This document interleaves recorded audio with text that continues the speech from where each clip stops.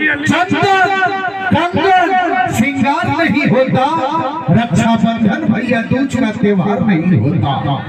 रोली चंदन कंगन श्रृंगार नहीं होता, रक्षाबंधन भैया दूज का त्योहार नहीं होता। ये घर सोनी आंगन में रह जाती साहब, जिस घर में बेटी का अवतार नहीं होता। एक तालियां बजा दीजिए इस बेटी के लिए, उत्तर प्रदेश से बिहार की धरती पर आई है। भैया की तरफ से हजारों हजार का पुरस्कार। नमो भैया, इंग्लिश में लिखने बनी। अच्छा, कॉमेडी चैनल देव खैरा। अच्छा,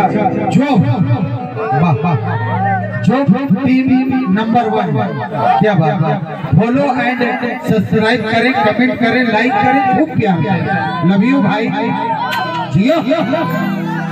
देखो है लड़का बड़ा कहता कि डांसरवा के बोलावा, मार तो बोलना है जगह लड़को बड़ा रंगीन। अच्छा, बोलाई घबराई नहीं। अभी लड़कियां गाना शुरू करें, 10 मिनट के समय में जल्दी कर। अतने डांसर लोग आइए, आप ग्रुप वाले भैया आप बैठ जाइए, थोड़ा सा मैं क्षमा चाहता हूँ। आइए प्रीति तराना जी कहाँ हैं, आ जाओ।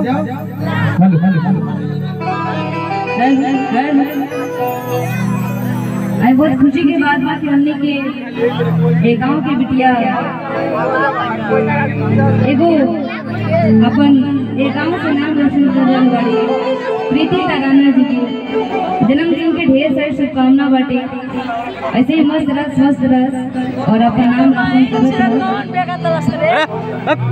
और गायन दिखाने के बहुत सारा कलाकार सबके गायिका अक्षर गुप्ता की तरफ से पैर छू के प्रणाम बा। एक बार चार के ताली बजा के आशीर्वाद दे दी।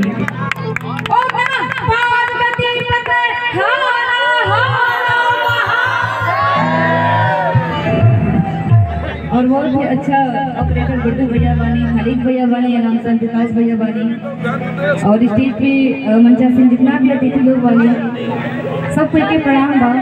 और आज जन्मदिन है तो एगो बधाई गीत भी होके के चाहिए। बहुत ही प्यारा गीत बाटे और ट्रेंड भी करत रहे कुछ दिन पहले कि राजा जी खजनवा देता, रानी जी गहनवा देता। लड़का और लड़की में कौनो आजकल अंतर नहीं थे। जो लड़का करता रे वही काम लड़की भी करता कि